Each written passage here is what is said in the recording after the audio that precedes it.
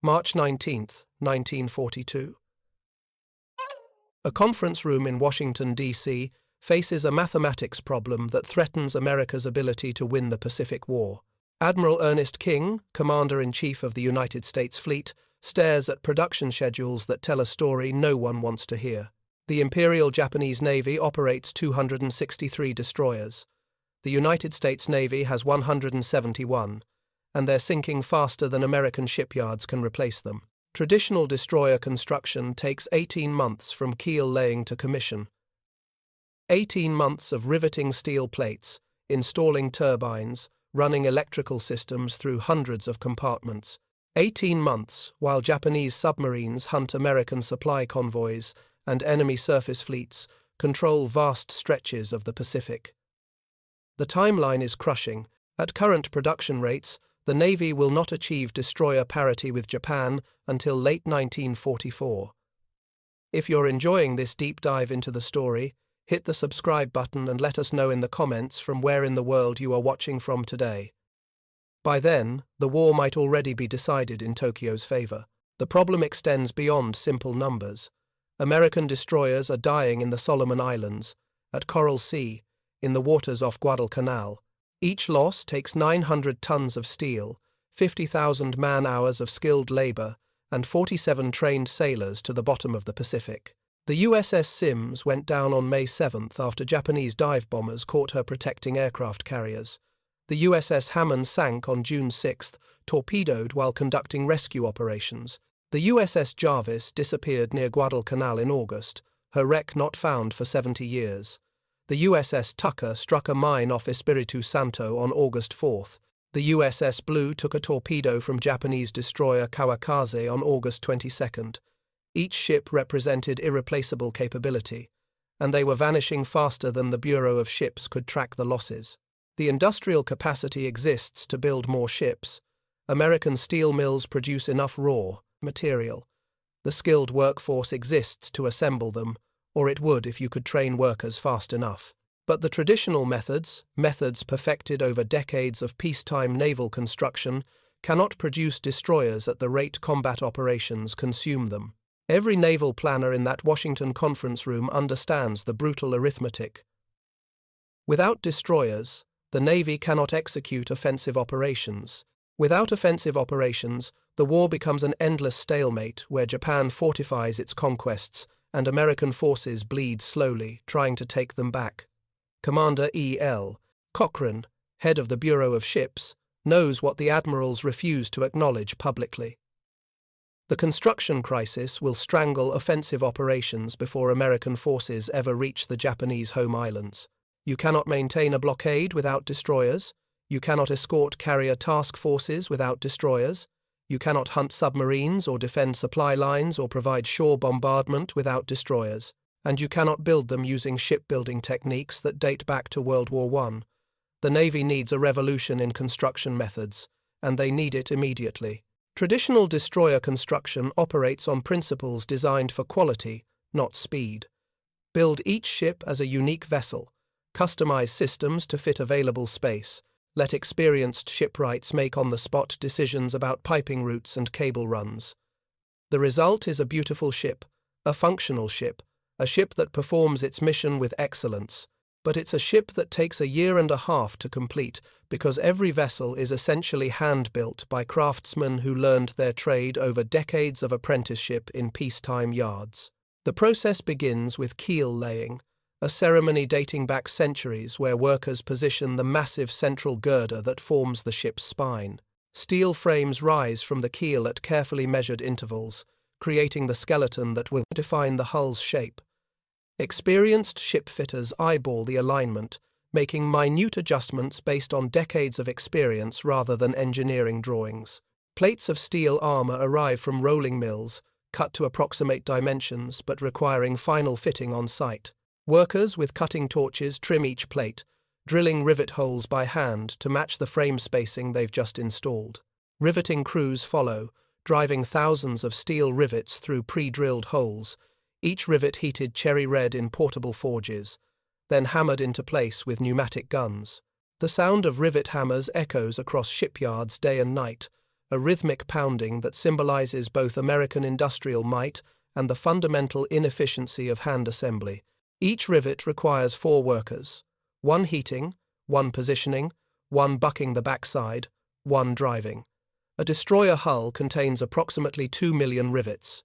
Do the mathematics, and you understand why hull construction alone consumes months. The teams work in carefully choreographed sequences. The heater maintains a coal forge, keeping it at precisely the right temperature, where rivets glow orange-red but don't spark when struck. Too cool, and the rivet won't deform properly. Too hot, and it becomes brittle. The heater uses tongs to grip each rivet, holding it in the forge until the color is right, then tosses it in a perfect arc to the catcher standing on the hull plating. The catcher uses a catching can, a metal cone that prevents the red-hot rivet from bouncing away. He grabs it with tongs and inserts it through the pre-drilled hole where 2 plates meet.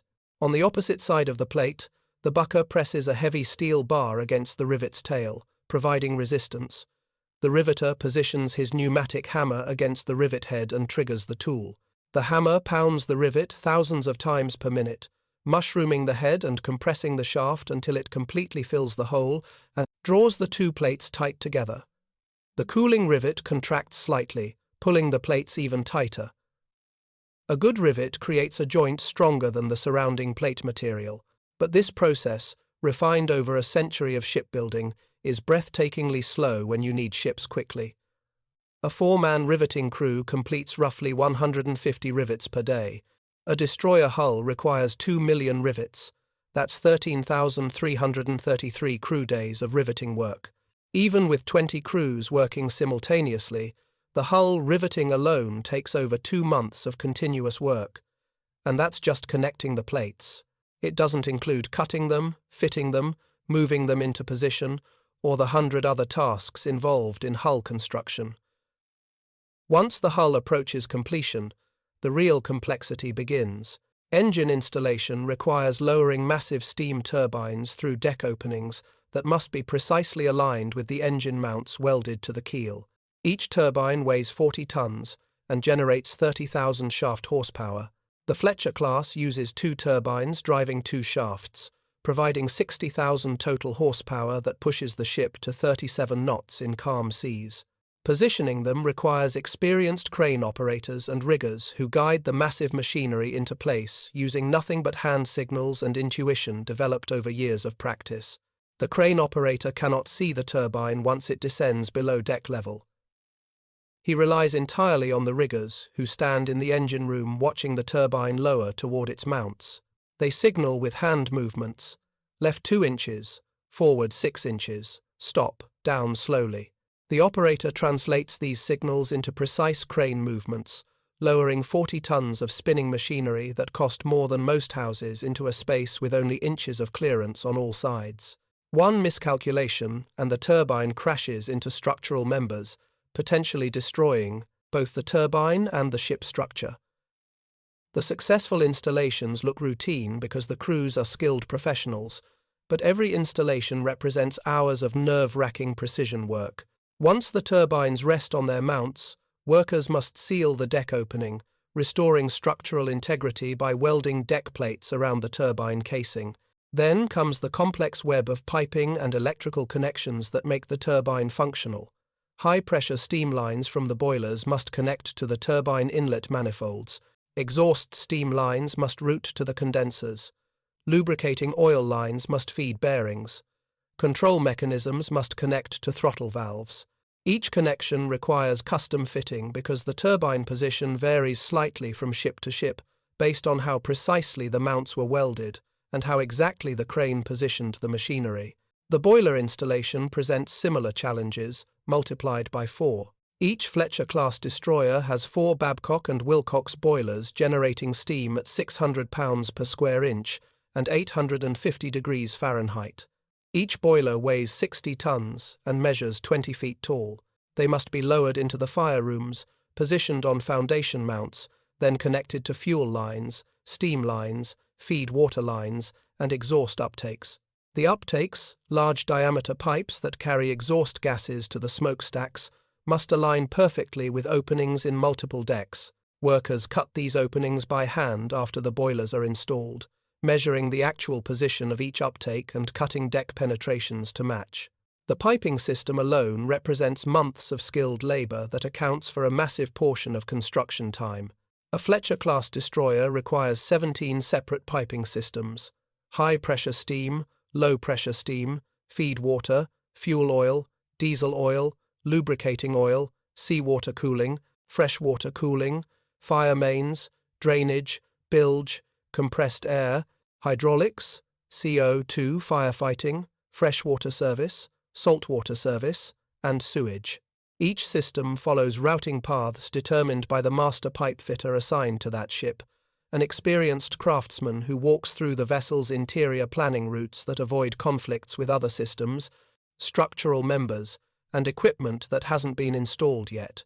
The master pipe fitter makes dozens of decisions based on experience and judgment, bending pipes to fit around obstacles, selecting connection points that seem optimal, creating a functional system that's unique to that specific ship. He considers factors that aren't obvious to non-specialists. High-pressure steam lines must avoid areas where sailors walk because a pinhole leak in a 600-pound steam line can kill anyone nearby. Fuel lines must route below living spaces rather than above them, so any leaks drain downward instead of dripping onto sleeping sailors. Saltwater lines must avoid proximity to freshwater lines because any mixing caused by leaks renders the freshwater system unusable. The master pipe fitter works largely from memory and experience rather than detailed drawings.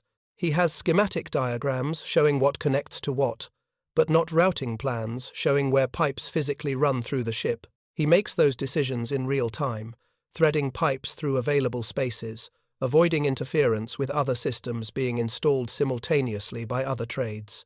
The result is a functional piping system that works well, but that exists nowhere in complete documentation. Only the pipe fitter who installed it knows precisely where every line runs and why he made the routing choices he did. No two destroyers have identical piping layouts, because each master pipe fitter makes slightly different decisions based on his personal judgment and experience. This variation seems minor until you consider maintenance and damage repair. A sailor who knows every pipe location on USS Fletcher needs to relearn the layout when transferring to USS Radford because the pipes don't run the same routes. Supply officers maintaining spare parts inventory must stock components for hundreds of unique configurations. A fuel line section with two 45-degree bends and 3 flanges might be standard on one ship, but unique to that vessel, requiring custom fabrication if replacement becomes necessary. Battle damage that severs a steam line requires custom fabrication to replace, because the replacement pipe must match the specific angles and lengths of that particular ship's unique layout. Damage control parties cannot prefabricate replacement sections because they don't know what configuration will be needed until they see the specific damage. They carry raw pipe stock, cutting tools, and portable welding equipment, fabricating replacements on site during combat while the ship is potentially sinking. The process works, barely, but it's far from optimal. The electrical system presents even greater complexity that magnifies the customization problems. A destroyer requires over 400 miles of electrical cable running through every compartment, connecting fire control computers to gun directors, radar systems to plotting rooms, damage control stations to engine rooms, communication systems to every battle station. Electricians route cables individually, finding paths through structural members, drilling holes through bulkheads as needed, securing wire bundles with metal straps at intervals they determine based on experience and available mounting points. The fire control system alone demonstrates the complexity. Fletcher-class destroyers use the Mark 37 gun fire control system, an analog computer that calculates firing solutions for the 5-inch guns. The system requires continuous data feeds from the Mark 4 radar for target range, the Mark 12 gun director for target bearing and elevation, gyro compasses for own ship heading and pitch and roll rates, pitometers for own ship speed, and temperature and pressure sensors for meteorological corrections. Each sensor generates electrical signals that must be transmitted to the plotting room where the Mark 1A fire control computer processes them and outputs gun pointing angles sent to servo mechanisms at each gun mount.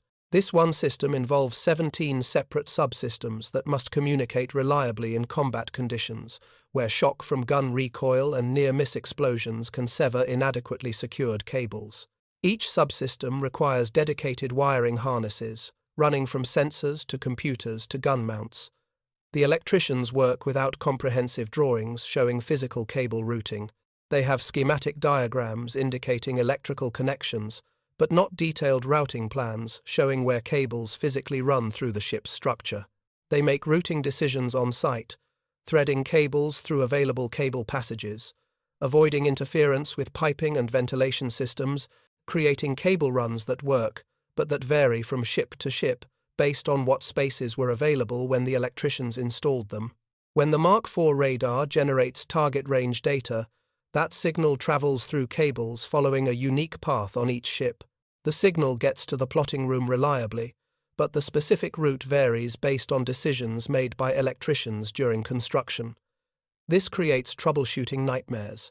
When an electrical fault develops in the fire control system during combat, technicians must trace circuits through cable bundles, following unique paths through that specific ship. The circuit diagrams show what connects to what, but not where the cables physically run. Technicians open junction boxes and follow cable bundles, checking continuity section by section, searching for the break. On a ship built using standardized routing, they would know instantly that cable 14-63 runs through tray 7 in compartment 3-42. On a traditionally built ship, they're searching. The torpedo fire control system adds another layer of electrical complexity. The Mark 27 torpedo fire control system coordinates torpedo launches with ship maneuvers, calculating lead angles based on target course and speed. The system requires data from the TDC, torpedo data computer, own ship gyro compass, torpedo tube train angle indicators, and target bearing indicators. More sensors, more cables, more unique routing decisions made during construction. Gun installation requires structural reinforcement customized to each weapon mount location, adding weeks to construction schedules. The 5-inch 38 caliber dual-purpose guns that arm Fletcher-class destroyers weigh 16 tons, each including the mount, recoil mechanism, and ammunition handling equipment. Each gun's recoil generates forces exceeding 100 tons, that must be absorbed by structural members designed and installed specifically for that purpose.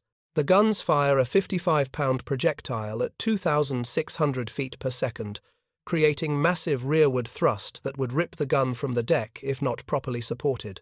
Workers weld reinforcing beams between hull frames, calculating required strength based on engineering principles, but implementing the reinforcement based on what seems practical, given other equipment already installed in the same spaces.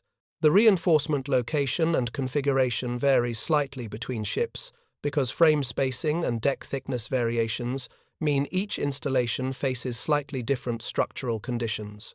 Workers adapt the reinforcement to actual conditions rather than following identical plans used across all ships. The ammunition handling system for each gun presents its own installation challenges. Projectiles and powder casings are stored in magazines deep in the ship's hull below the waterline where they're protected from battle damage. Ammunition hoists lift projectiles and powder to the gun mount, a vertical journey of 30 to 40 feet through multiple decks.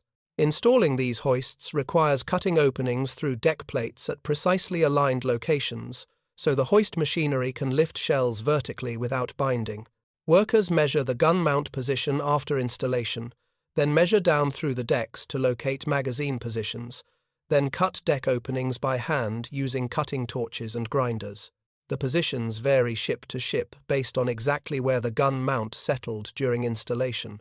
Once openings are cut, workers install hoist machinery, fit protective casings around the deck penetrations, and test the system by manually loading dummy shells through the complete cycle.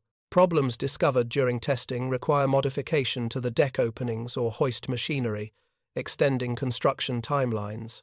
The torpedo tubes present their own installation challenges that demonstrate why traditional construction consumes so much time. Each destroyer carries 2 quintuple tube mounts, 10 torpedoes ready to fire with spares stored below deck. The Mark 15 torpedo weighs 3,000 pounds and measures 21 feet long.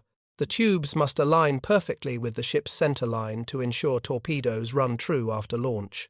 A misaligned tube launches a torpedo that curves off target, wasting a weapon that costs thousands of dollars and potentially missing enemy ships that would have been hit with proper alignment.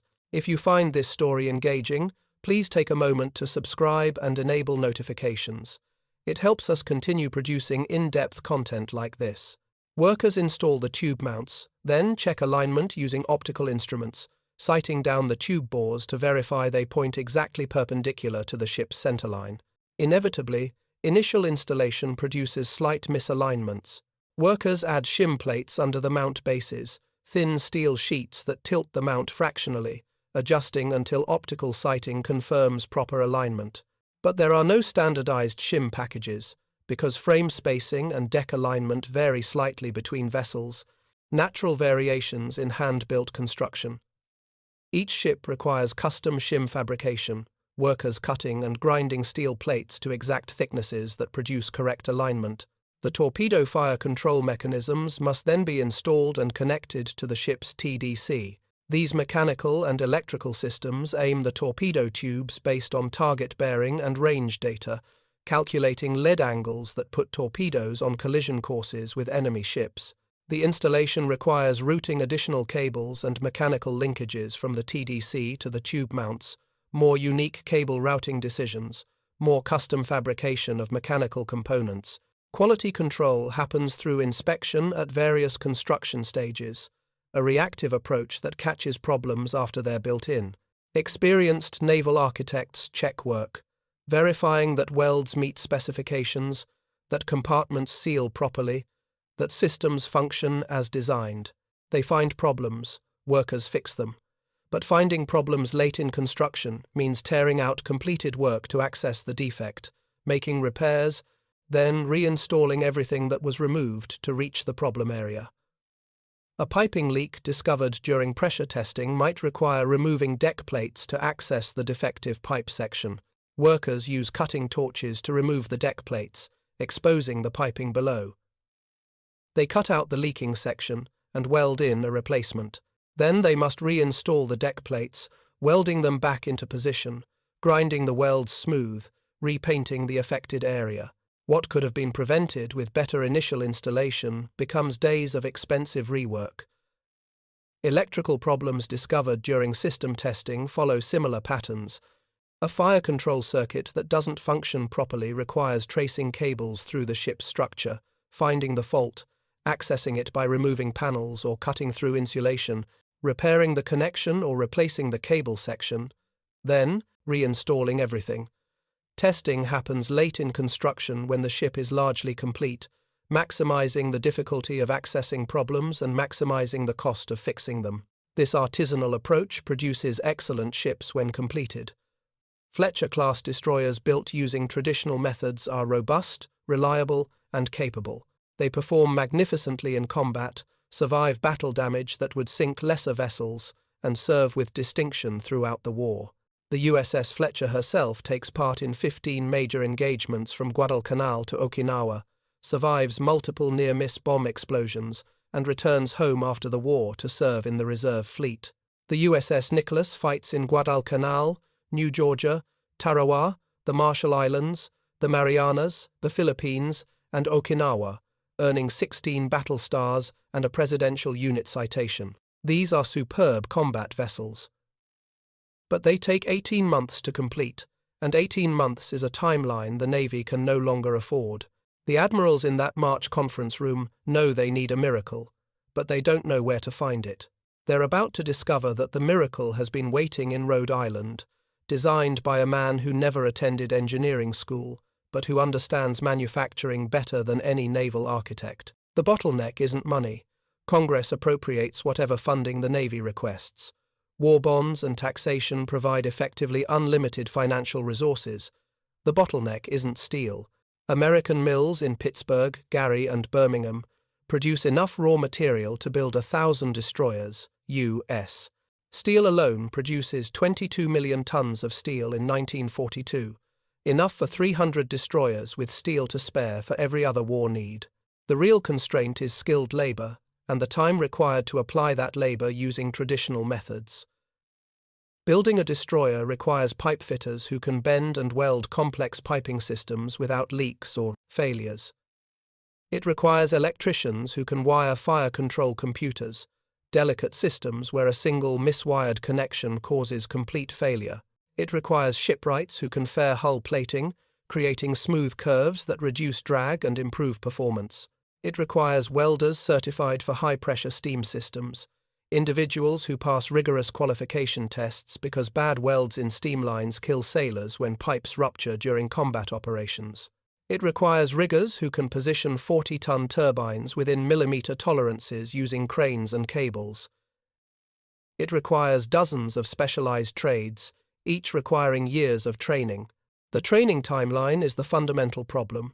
A pipe fitter typically spends 4 years learning the trade, working alongside experienced craftsmen, gradually taking on more complex tasks as skills develop. First-year apprentices learn to cut and thread simple pipe runs under supervision. Second-year apprentices begin bending pipes and making flared connections. Third-year apprentices handle complex routing and pressure system work. Fourth-year apprentices work independently, with master pipe fitters checking their work. Only after completing this 4-year progression does a pipe fitter become a journeyman qualified to work without supervision on critical systems. Electricians qualified to wire fire control systems need even longer training because the systems are so complex and the consequences of error so severe. The Mark I. A fire control computer contains over 3,000 electrical connections, vacuum tubes, servo motors, and mechanical computing elements. One miswired connection can cause the system to generate incorrect firing solutions, sending shells wildly off target and potentially hitting friendly ships. Electricians must understand not just how to run cables, but how the systems work, what each connection does, how to troubleshoot problems. This knowledge takes 5 years of training to develop. You cannot compress 4 years of pipe fitter apprenticeship or 5 years of electrician training into 4 months without sacrificing quality, and quality in warship construction means the difference between ships that survive combat and ships that sink with all hands. The Navy faces an impossible dilemma. Traditional construction requires skilled workers who take years to train, but the war demands ships now, not in 5 years after new workers complete apprenticeships. American shipyards employ roughly 200,000 skilled workers in early 1942. The Navy needs to triple that workforce to meet production goals established by the War Plans Division. But where do the workers come from? Steel mills need welders for tank production. Aircraft factories need riveters for bomber construction. Shipyards building cargo vessels need pipe fitters for Liberty ship construction. Tank production needs fitters and machinists. Every war industry competes for the same limited pool of skilled tradesmen, and there aren't enough to go around. The manpower allocation battles in Washington grow heated as each service and each industry argues they need priority access to skilled labor. Remote shipyard locations compound the labor shortage crisis in ways that cripple expansion efforts. Building destroyers requires deep-water ports with heavy crane capacity, dry dock facilities for launching, and rail connections for material delivery. Many suitable locations sit in regions with small populations. Bath Iron Works in Maine has access to a skilled workforce, legacy of generations of shipbuilding in the region dating back to clipper ship construction in the 1800s. But yards in Charleston, South Carolina, or Orange, Texas, or Seattle, Washington, struggle to find enough qualified workers locally. Attracting workers to relocate from industrial centers like Detroit or Cleveland proves difficult because war production in those cities offers comparable wages without requiring families to uproot and move to small coastal towns where housing shortages make finding accommodations nearly impossible. Seattle's population swells by 20% during the war as workers flood in for shipyard and aircraft factory jobs, overwhelming the housing stock. Workers live in temporary tent cities, in trailers, in basements of private homes, anywhere they can find shelter.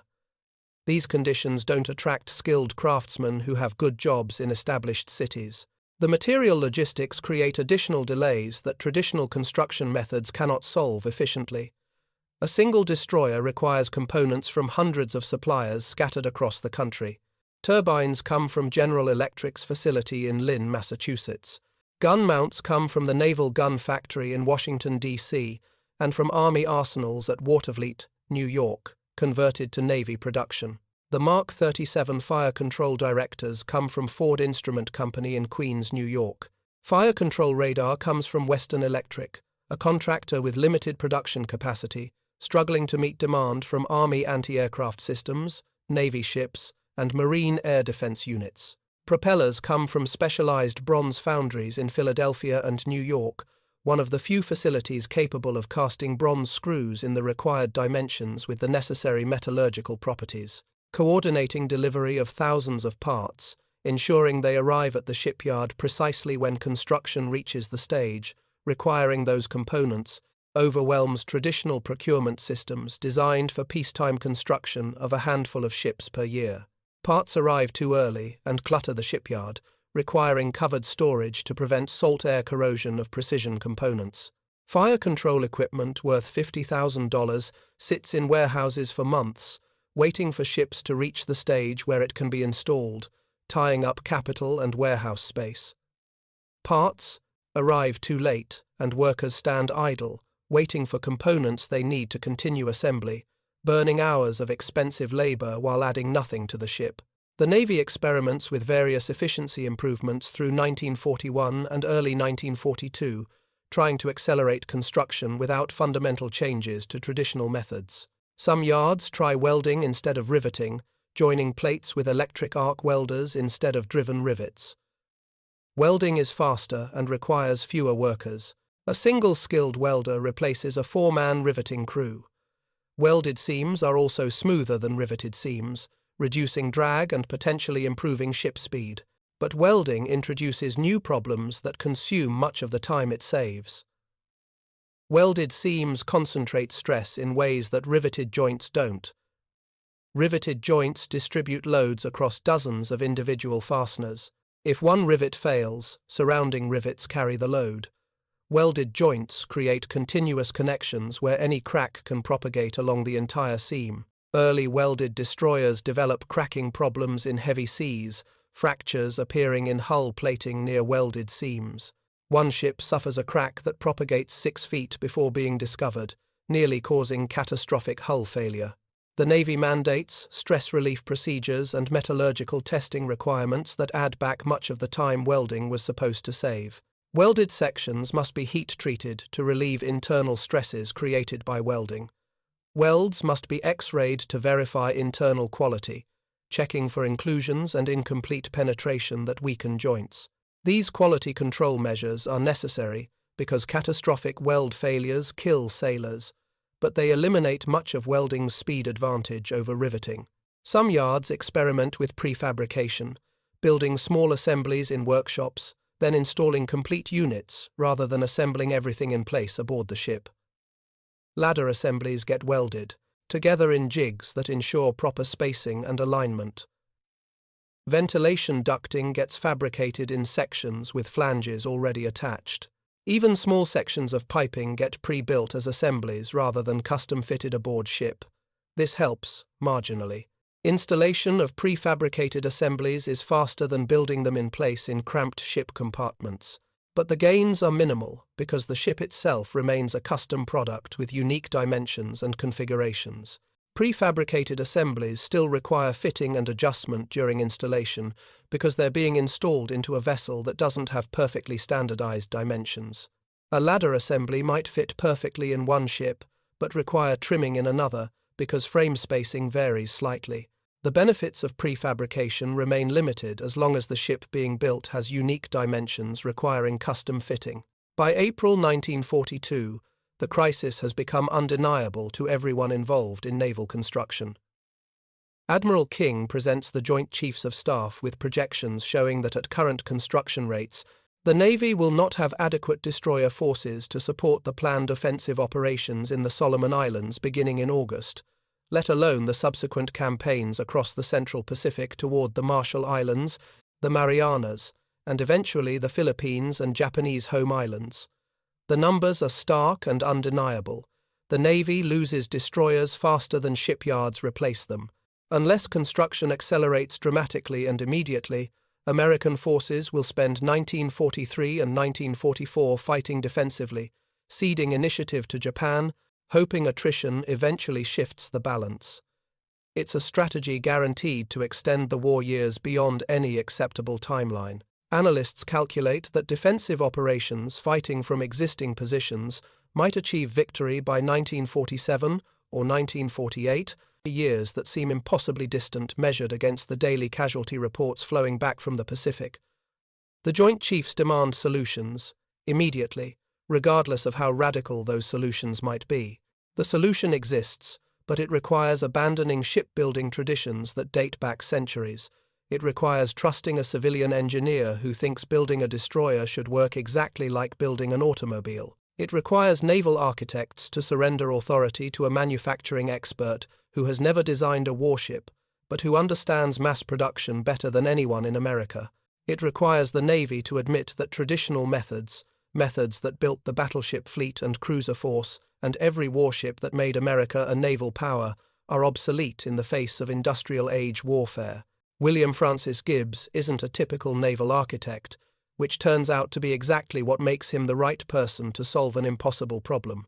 Born in 1886 to a wealthy Philadelphia family, he studied economics at Harvard and Columbia, not engineering.